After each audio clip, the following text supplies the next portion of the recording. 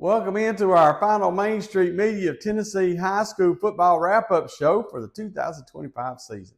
That's right, all the games are played, all the trophies have been presented, and we are ready to take a look at how all of our Main Street Media of Tennessee newspapers teams did in 2025. We're going to check in with our sports editors and writers all across Middle Tennessee to find out if your favorite team made it to the TSSAA state playoffs and if they earned a shot at that state championship in their classification. So don't miss any of the local sports in your area. To make sure you get a copy of your local Main Street Media of Tennessee newspaper every single week with a subscription. All you have to do is visit mainstreetmediatn.com. All right, that's enough for me. Let's get this trip around Middle Tennessee started with Wade Neely over in Western Middle Tennessee. He'll get us started off this week. What's up, folks? Wade Neely here. I am your sports editor over in Hickman County, Dixon County, and Cheatham County. And where did the time go? What a season it was. But we have reached the end of the 2025 high school football season and kind of a recap of what was a really fascinating season in all three of those counties that I just mentioned. My good friend and colleague Casey Patrick is going to tell you about a few teams. I'm going to tell you about a few others. And we'll kind of give you a full story, paint the picture, if you will, of what was a pretty fascinating season from start to finish for our squads. I'll start down in Hickman County with the Hickman County Bulldogs. It was always going to be an interesting season as they had a lot of turnover on the field and off the field. But first-year head coach Jonathan Smith had the Bulldogs, flying high. Got a nice win in week 1 versus Harpeth. Picked up another win at the middle point of the season versus Montgomery Central. Both of those wins were blowouts, and so you could kind of see the potential for what's maybe to come for Hickman County, even though they finished the year with a 2-8 record. Closed the season, though, hard-fought loss at home to East Hickman. If they had won that game, they're in the playoffs, and then also suffered a 2-point loss down at Battle Creek to close out the regular season. So, again, hard-fought team. Both of the times, 3 of the times actually, that I saw Hickman County in person this season, I was really impressed with their determination, their drive, and that was the sole factor that head coach Pat Smith said he wanted to address entering his first season at the helm. Keep your eyes on the Hickman County Bulldogs heading into next year. Up next, we got the Cheatham County Cubs, and it was always going to be an interesting season for the Cubs as well because they're kind of in a state of flux in terms of their roster. Man, they have some young, promising talent, but they also have some senior leaders from last year they had to replace, and kind of that fusion kind of went out a little bit like you would expect this season. They finished the year 4-6, but man, when they looked good, they looked really good. There were some games, however, they did not look, up to perhaps Cheatham County Central standards, but time will tell and time will come as those young players continue to develop. They had wins over Glencliff, Stewart County, Innovation Academy, and Hunters Lane. And again, all 4 of those wins were rather lopsided, except for the one win, 20-15 over Stewart County. The rest were by more than 1 score. They suffered losses to Fairview and Sycamore to close the regular season, but look for Cheatham County, again, with a 4-6 record and a rising crop of promising talent. Look for them to be a factor going forward in Region 6 AAA. Speaking of that region, we continue our tour of Cheatham County with the Harpeth Indians, and Harpeth was in a weird spot this year. Longtime Coach Tharp had stepped away, but enter head coach Charles Moorhead, and Coach Moorhead, did about as well as you realistically could for a team that lost a lot of talent. But again, kind of like Cheatham County and Hickman County, has some very young, promising pieces. Harpeth was kind of forced, and Coach Moorhead were kind of forced to turn their hand to some of those pieces. They went to freshman quarterback Maddox Wilson just a couple of games into the season. And, it will be a growing process, but look for Harpeth to continue to rise. They finished the year 2-8, but they were alive in the playoff picture until the final week of the regular season. So don't sleep on the Indians. It will be a fun, interesting offseason for the Harpeth Indians as they try and, again, get some more seasoning on those young guys and then maybe develop and continue to develop those upperclassmen heading into next year. Finally, we close with Sycamore. How could we not? They went 7-5, maybe not the most glamorous record that you'll ever see, but I got to witness this War Eagle bunch a handful of times throughout the course of the 2025 season. They are hard-nosed, they are determined, and they were really, really talented. You can make the case if a ball bounces here or there a little bit differently, Sycamore probably rises up to either the 1 or the 2 seed coming out of region play, and that maybe extends their playoff run. As it were, though, they finished the year, as I mentioned, 7-5. They got a playoff win. They defeated White House Heritage not once, but twice. And White House Heritage was the region champ coming out of their sister region. So the 4-seed War Eagles are one of just a handful of 4 seeds to win their opening round game. And I was on hand for that one. 30-27 was your final. They defeated White House Heritage in their penultimate regular season game, 16-13. So congrats to Coach Harrison, 7-5. Like I said, not the absolute best or, most striking records, but this was a team that was a lot better than 7-5. And all of their games were fun. Their losses to Greenbrier, Liberty Creek, and Waverly all were nail biters. And so Sycamore, a true tip of the cap to the War Eagles and what they did this season. Special shout out to senior running back Hicks Hunter. Yeah, he's a running back, but man, he was really everything for Sycamore. He was their best receiver at times this season. They had Landon Hidman, who was a great receiver, but Hicks was also an explosive option coming out of the backfield. He was a defensive presence, multiple interceptions and fumble recoveries over the course of the season, and he was a special teams threat. This kid does it all. It was kind of a shame that he did not gain further consideration in the Mr. Football process at the 3A level, but a true tip of the cap. What a ride it has been covering the senior standout, Hicks Hunter. That's a wrap for the schools that I had on the hand this season. Casey's going to tell you about the others that we covered, but thank you guys so much for tuning in. It has been quite the ride, and it has been an extreme pleasure to bring you guys all the latest from Hickman, Dixon, and Cheatham County. Wade Neely saying so long for now, and we'll see you next time. Thanks, Wade. Casey Patrick is ready to tell us about the rest of the Western Middle Tennessee season. Hi, how are y'all? My name is Casey Patrick. I'm the sports reporter for the Dixon Post, Cheatham County Exchange, and the Hickman County Times. We're going to give you a quick rundown, just some of the action from this past season, this past football season, and just a wrap up, a quick recap of the teams, just a few of the teams in my coverage area and the kind of year that they had. We'll start out with Dixon County. Dixon County this year went 6-5. The Cougars bowed out in the first round of the playoffs with a 24-10 loss to Memphis Central. But the Cougars had a really strong start to the season, started out 3-0. Huge win to begin the season over Columbia Central, 27-17. Moved to 2-0 with a 38-22 win over Laverne. And then, of course, week 3 against Creekwood, one of the best games of the season. Creekwood led up until late. Dixon County was able to come back and get that win, 24-23, to stay perfect at 3-0 on the season. The Cougars would lose the following week to Henry County.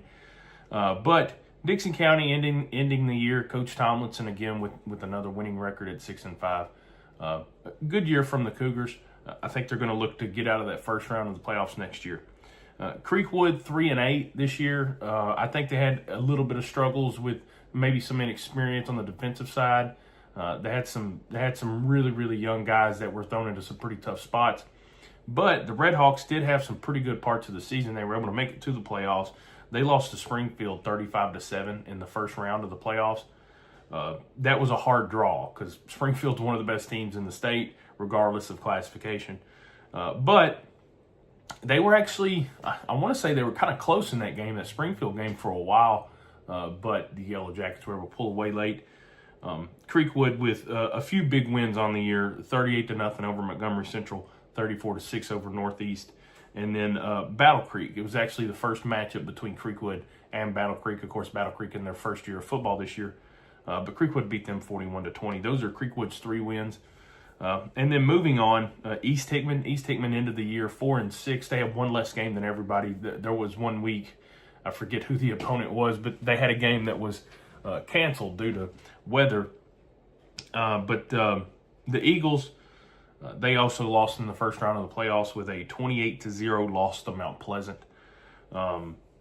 They lost to Fairview to begin the season, but after that, 2 straight wins. They beat Montgomery Central in overtime, 18-12, and then 44-34 over Forest. The Eagles also had some other really big moments throughout the year, including a 28-15 win over in-county rival Hickman County, which is that's one of the biggest rivalry games in the area. And then the final game of the regular season, a 26-6 win over rival Houston County. But those are the three teams from my coverage area. I think Wade Neely's going to have some information on the other teams in our coverage area. So thank y'all. Have a wonderful evening. And I hope y'all enjoyed football season as much as I did. And we'll be waiting for you next year to get the season started. Thanks, Casey. You know, we've had an amazing group of sponsors for our show this year. These sponsors support all of our communities and schools all year long. So let's stop and hear from them. We'll be right back. He shoots, and he scores!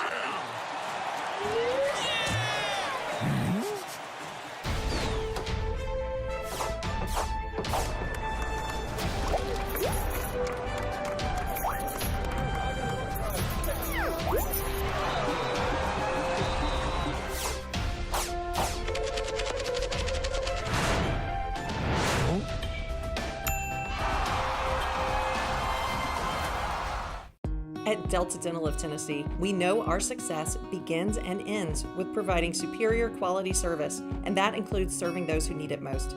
This year, we're celebrating 25 years of giving back to the community we call home. Delta Dental, along with our Smile 180 Foundation, supports Tennessee's dental colleges and oral health education, children's hospitals, free and reduced cost dental clinics, and other like-minded charities. Here's to the next 25 plus years of ensuring healthy smiles. Welcome back. Maurice Patton had a lot of action this year down in southern Middle Tennessee. Let's check in with him on how it all turned out. Hey, I'm Maurice Patton, wrapping up high school football down here in southern Middle Tennessee, which has been wrapped up for a couple of weeks, unfortunately. But we did have a couple of our area teams advance to the state quarterfinals. Richland and Giles County, the Raiders made it to the 1A quarters, falling 24-21 and giving McKenzie their closest game before they made it to the Blue Cross Bowl down in Chattanooga this past weekend, where they fell to South Pittsburgh. But Richland falling to visiting McKenzie 24-21 in the 1A state quarterfinals, finishing up a 10-3 season, their second consecutive quarterfinal appearance for the Raiders there. Also out of Giles County, the Bobcats went to the quarters in Class 3A, finishing up their season with a 34-20 loss over at Chattanooga Baylor in the 3A quarterfinals, ending an 8-game win streak, finishing the year 9-4. Another solid season for David O'Connor and the Bobcats of Giles County with a 3A quarterfinal appearance there and that loss on the road at Tyner. We had 3 other teams advance to the second round of state playoff action, starting with the Columbia Central Lions, who lost in the second round to visiting Knoxville Central 38-28, finishing up a 7-4 season and a Region 4-5A championship season for the Lions there with that second round loss. So congrats to Tredarius Goff and the Lions there. Again, 7-4 Region 4-5A champions, falling in the second round of the 5A state playoffs. In Class 4A, Spring Hill, under first-year coach Josh Taylor, advanced to the second round before falling out at South Gibson 42-7. South Gibson, you'll recall, advanced to the state semifinals before they fell to Pearl Cone. But Spring Hill making it to the second round, finishing up 5-6. Again, in Josh Taylor's first season, started the year as interim coach, finishes up with the permanent job. So congrats to him and to the Raiders. In Class 2A, Mount Pleasant also went out to West Tennessee to finish up their season. They didn't know it at the time, obviously, but falling 42-16 at Milan in the second round of the Class 2A state playoffs. The Tigers finishing up 9-3 and as the Region 5-2A runner-up under veteran coach Kid Hartsfield. Lawrence County also advanced to the second round of the 5A state playoffs. They lost on the road at Knoxville Halls, plural, 42-14 to finish up 8-4 under another first-year coach, Garrick Barnett. Revived the Wildcats there, taking them into the second round. Big season for the Wildcats there, finishing up 8-4 with that loss in the second round of the 5A playoffs. Independence advances to the 6A second round before they fall 47-0 down at Whitehaven. Tough loss for the Eagles in the return of Scott Blade. His first season back at the helm, Independence finishes up 5-6. And Battle Creek makes it to the playoffs in their first season of varsity play. The Grizzlies finish up a 4-7 season with a loss in the opening round of the playoffs to the aforementioned Pearl Cone Firebirds, and a pretty convincing one, 70-7. But again, in their first season of varsity play, the Grizzlies make it to the playoffs and finish up 4-7. Solid performance coming out of the box there for Battle Creek. Summertown finished the regular season 4-6, did not grab a playoff berth, but they do have a coaching search now going on, as Dan Winfrey recently announced his retirement after 3 seasons at the helm of the Eagles. So Summertown 4-6 this past season, 13-18 in Winfrey's 3 years after a Region 5 2A runner-up finish a year ago, and a home game to open playoff action, the second home game in Summertown playoff history. So congrats to the Eagles there and to Dan Winfrey. Solid job, obviously, coming in under some tough circumstances. Loretto finishes up 2-8 in Bryce Glass's first season. Mustangs had some injuries, did not get off to a good start, and just never really found their footing in Region 5 2A this season. But the Mustangs go 2-8 in their first season with Bryce Glass. Summit finishes up 2-8 as well. Went to the final game of the season with a shot at the Class 6A state playoffs, but falling to rival Independence for that 4th place finish in Region 6A and the playoff berth that would have gone with that. Tough season also for Columbia Academy, making the transition from Division 2A to Division 2AA. A year ago, the Bulldogs were in the Division 2A state championship game. This time, the Bulldogs win their season opener and drop their next 8 before actually forfeiting their season finale to finish up 1-9. Tough year for Seth Anderson and the Bulldogs there. And Zion Christian, in their first season back in 11-man football competition and back in the TSSAA after a 4-year hiatus, the Eagles finish up 3-6. Nice little run there in the middle of the season when the schedule kind of turned for them and they got it against some like competition, took care of business there. But Spoon Simlar kind of building something out there at Zion. So keep an eye on the Eagles as they transition back into region play in D2A.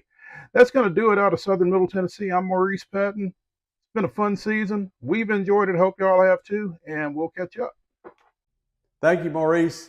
Now here's Calvin White with the scoop on how it all went in Northwest Middle Tennessee.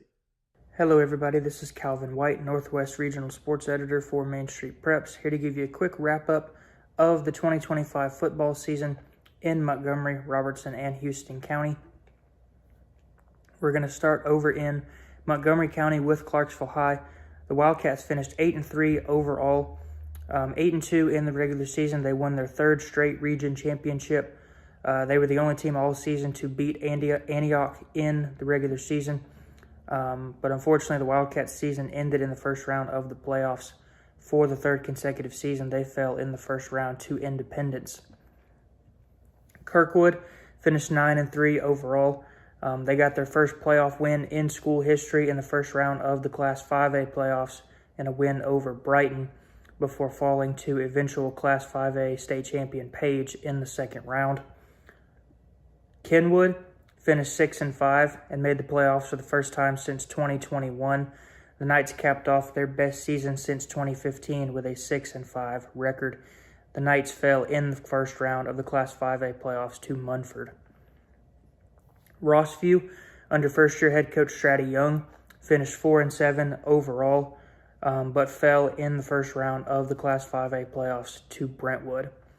Northeast, the Eagles finished 3-7 overall and missed the playoffs. Northwest finished 2-8, also missed the postseason. Montgomery Central, under second-year head coach Wyatt Page, finished 1-9 overall and missed the postseason. And Clarksville Academy, the Cougars finished 4-6 and missed out on the playoffs. Over in Robertson County, Springfield, the Yellow Jackets finished 11-2, finished 9-1 in the regular season, but the Yellow Jackets fell in the Class 4A playoffs in the quarterfinals to South Gibson. Standout defensive back and wide receiver Jermaine Cobbins was named a semifinalist for the Class 4A Mr. Football Award. East Robertson, the Indians finished 12-1 overall. They finished the regular season undefeated at 10-0. It was their first undefeated regular season since 1991 and only their second ever. Defensive lineman Zach Groves and quarterback Kason Young were both named semifinalists for the Class 2A Mr. Football Award. Zach Groves was named a finalist for the award.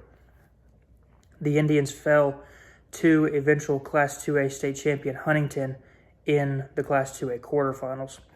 White House Heritage finished 7-4 overall. The Patriots secured their second consecutive region championship under head coach Scott Murray, and the Patriots fell in the first round of the Class 3A playoffs to Sycamore.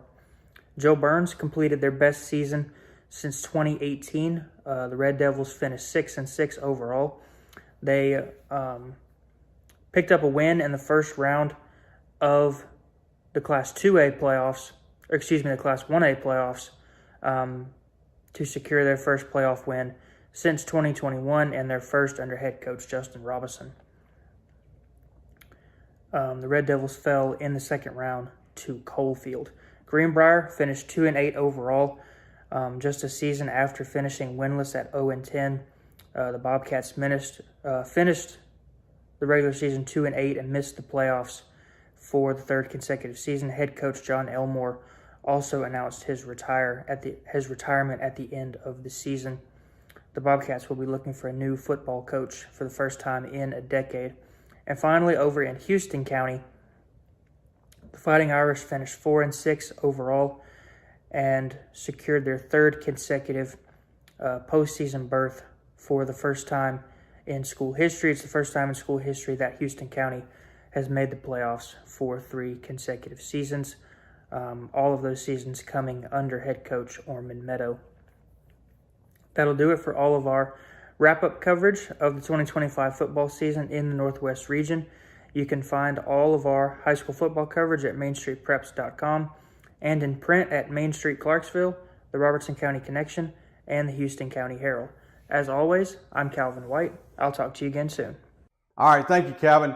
We're going to stop right here for another quick word from our sponsors. We'll be right back.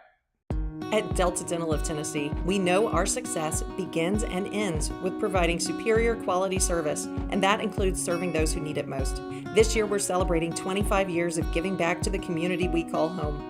Delta Dental, along with our Smile 180 Foundation, supports Tennessee's dental colleges and oral health education, children's hospitals, free and reduced cost dental clinics, and other like-minded charities. Here's to the next 25 plus years of ensuring healthy smiles. When the arena lights dim for a concert, or when the crowd becomes one at a big game, you can almost feel like you're the biggest fan. But who's your biggest fan? It's the person that will get you home safely after a night of drinking. It's the person who looks out for your life to make sure you leave the stadium with someone sober. This could be a designated driver or someone who offers to get you a ride share. Because in Tennessee, fans don't let fans drive drunk. Brought to you by the Tennessee Highway Safety Office, a division of the Tennessee Department of Safety and Homeland Security. We are back, and that means Blaine Kellar is up with the season results from North Central Middle Tennessee. Here to wrap up the 2025 football season from Sumner, Davidson, and Williamson counties, the North Central region of Main Street Preps, I'm Blaine Kellar. You can find coverage of these teams all season long on mainstreetpreps.com, as well as in print throughout the fall in the Hendersonville Standard, Gallatin News, Portland Sun, and Main Street Nashville. Here's a breakdown of how Sumner teams fared for the season, as well as the final results from the top teams in Davidson and Williamson counties, the Nashville area. In Sumner County, Beach once again was the farthest team to play in the TSSAA football playoffs. Last year, the Buccaneers and Westmoreland both reached the quarterfinal round. This year it was just the Buccaneers. Beach falling in the Class 5A quarterfinals. At eventual champion Page, the Bucks finished 10-2 on the year, the most wins by far in Sumner County, but all 9 Sumner teams made the playoffs, that being Beach, Gallatin, Hendersonville, Liberty Creek, JP2, Portland, Westmoreland, White House, and Station Camp. All made the playoffs. Only 2 of them, that being Beach and that being Westmoreland, advanced past the first round, though, Beach being the only team, as I mentioned, to play into that third round game. Here are the final records from the area. Beach, as I mentioned, 10-2 on the year. That's the top record across the county. Next being Westmoreland with a 6-6 record because of its second round playoff berth. Gallatin, which played in the first round of the Class 6A playoffs, finished at 6-4 on the year. Portland and Station Camp both ended their years at 5-6 with a first round berth in the Class 5A postseason. Hendersonville was 4-6. The Commandos also ended their season at Page in the first round. White House was 4-7 overall. Liberty Creek and JP2 both 3-8 at the end of the 2025 season. In Nashville, the Blue Cross Bulls just finished up the TSSAA football championships, and the area crowned a few champions for the first time and again. Starting on Thursday, the first game in D2AA, BGA enacting revenge over FRA, winning 61-27. Quarterback Caden Marable, Columbia football commitment, totaled 7 touchdowns on the day, capping an incredible season on his part. First trophy since 2003 for BGA, and the first in Tennessee for head coach Bobby Bentley. In D2A, Nashville Christian wins 59-7 over University School of Jackson. The Eagles capped a perfect season behind Coach Jeff Brothers and quarterback Jared Curtis, the top recruit in the land, who recently flipped his commitment and signed with Coach Clark Lee and Vanderbilt. That being a hot topic for discussion the day before his championship. Jared kind of put it all behind him in the championship, scored a couple of touchdowns right away, and led the Eagles to a championship win that was never really close. Brentwood Academy in that Thursday nightcap for private schools fell narrowly to Baylor School. Coach Paul Wade entered the Blue Cross Bulls 4-0 as a head coach and 8-1, including his time as an assistant. He lost for the first time as a head coach to the Red Raiders. Brentwood Academy led for most of this game at the end of 3 quarters and a few minutes into the fourth quarter, but a missed field goal and a long touchdown drive led by quarterback Briggs Cherry and 5-star running back David Gabriel Georges allowed Baylor to take the win from Wade and from the Eagles, that being the D2 AAA championship. On Friday, Page won its first state championship in 5 tries after 4 straight runner-up finishes. The Patriots are Class 5A champions, defeating Sevier County. Caden Ackerman catching the deciding touchdown in the final minute of play from 45 yards. Quarterback Camden Cruzy threw for 135 yards and 2 touchdowns. Page played turnover-free and outlasted a Sevier County team led by Mr. Football finalist Cooper Newman.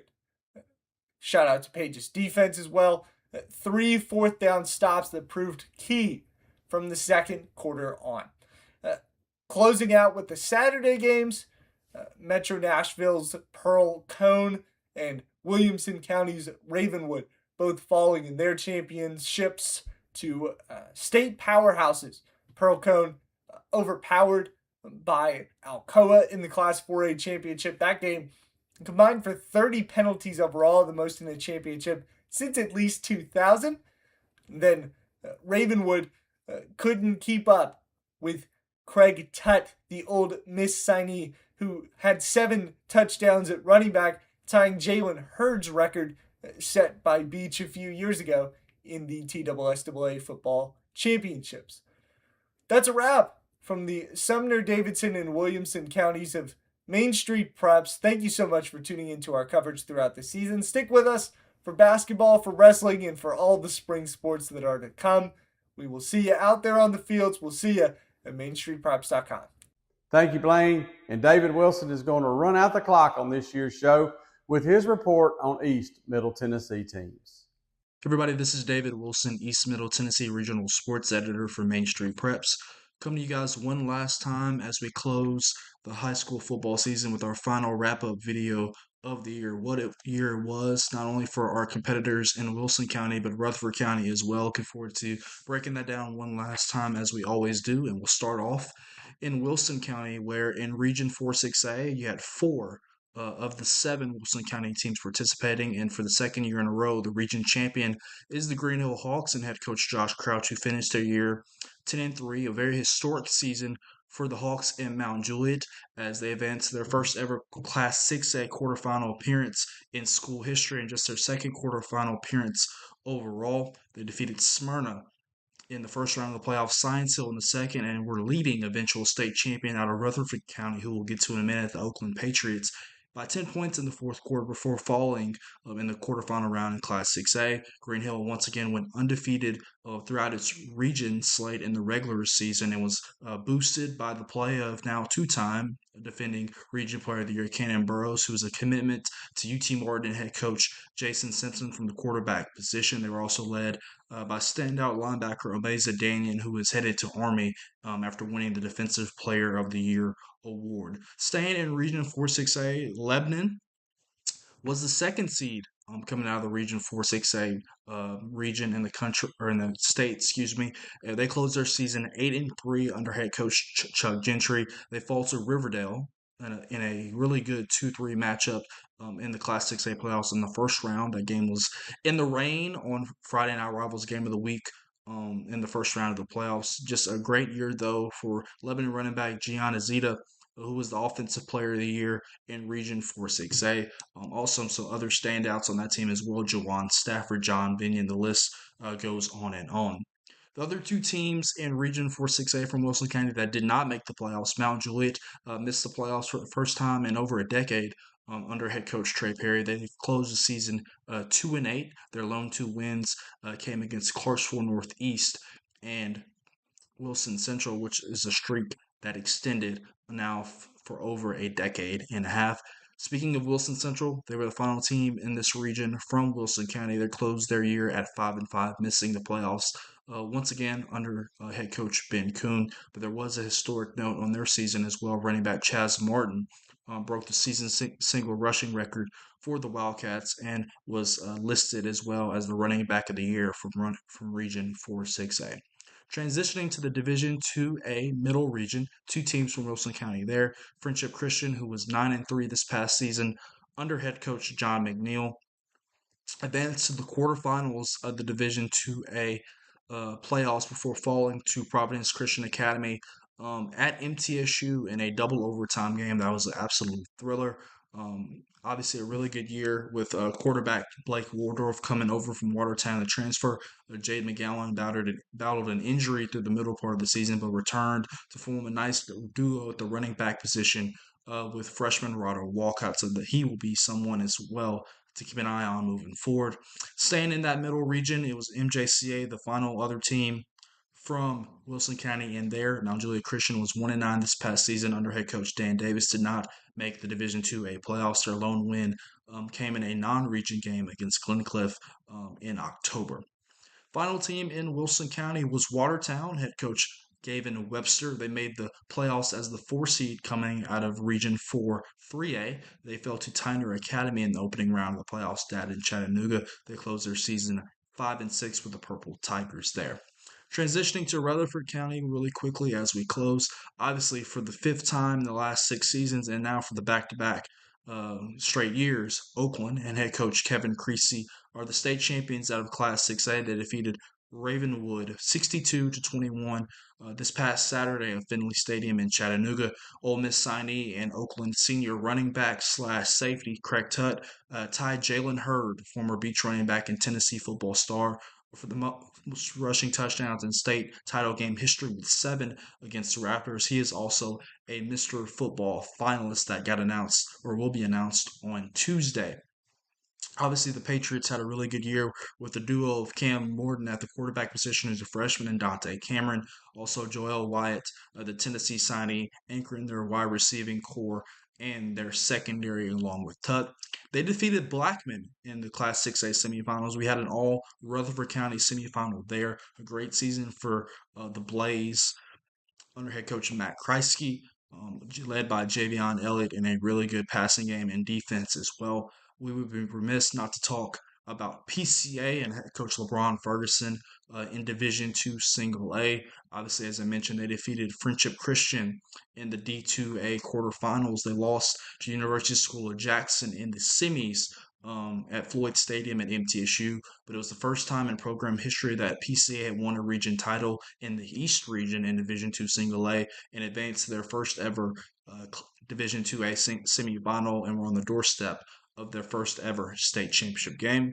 We mentioned Riverdale defeating Lebanon in the first round of the Class 6A playoffs. Really good year for the Warriors as well under head coach Will Kreisky, twin brother of Matt. Had a really good quarterback at Gavin Hampton, who's a underclassman that has Division One offers. They fell to Maryville in the second round of the Class 6A playoffs. We also need to mention that Eagleville made a run to the second round of the playoffs as well in Class 1A. Smyrna, we also mentioned them as well in Class 6A. They made a run to the playoffs, losing to Green Hill in the first round of the playoffs in Class 6A. MTCS also made the playoffs in Division II Single A. So a very abbreviated wrap-up of the season. Appreciate you guys tuning in throughout the year. Looking forward to talking to you guys real soon. And that's the high school football wrap-up show for this year. This year has been a fun ride, and we appreciate you letting us come along with you. The show may be over, but our newspaper coverage of all your favorite teams in all high school sports continues each week. So get your copy today. And with that, I'd like to thank you for joining us each week this season for Main Street Media TV preview and wrap-up football shows. Thank you for watching and for supporting local journalism and local sports coverage by picking up your Main Street Media of Tennessee newspaper each week. Now, get out there and enjoy some basketball.